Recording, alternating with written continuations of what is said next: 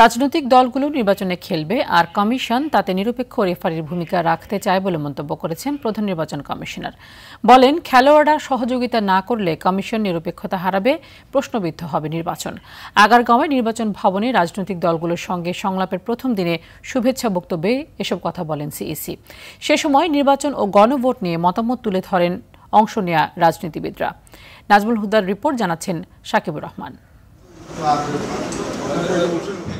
ত্রয়োদশ জাতীয় সংসদ নির্বাচনের প্রস্তুতি এবং সুষ্ঠু নির্বাচন করতে রাজনৈতিক দলগুলোর সঙ্গে সংলাপে বসেছে নির্বাচন কমিশন। আগারগাঁও নির্বাচন ভবনে প্রথম দিন দুপুরের আগে ৬টি দলের সঙ্গে সংলাপ করে কমিশন।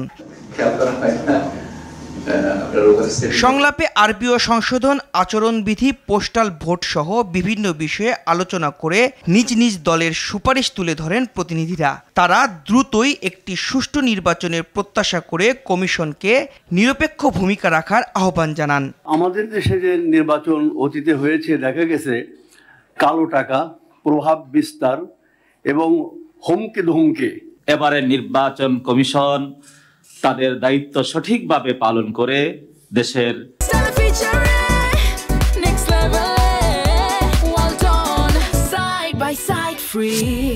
সেই অনাস্থা দূর করবেন।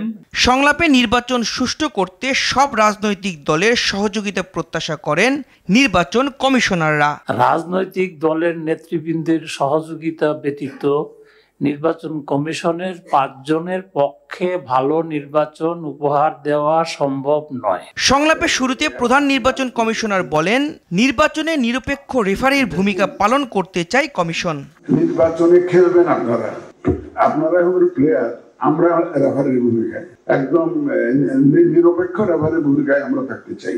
আমরা আপনাদের সহযোগিতা ছাড়া রেফারির কাজ করা বড় মুশকিল, সুষ্ঠুভাবে খেলা পরিচালনা করা মুশকিল। তফসিল ঘোষণার পর কোথাও অনিয়ম দেখলে কমিশন সর্বোচ্চ ব্যবস্থা গ্রহণে প্রস্তুত বলেও জানান সিইসি। এই সমস্ত ক্ষেত্রে আমরা কিন্তু কোনো স্পেয়ার করব না। কিন্তু সাকিবুর রহমান, RTV, ঢাকা।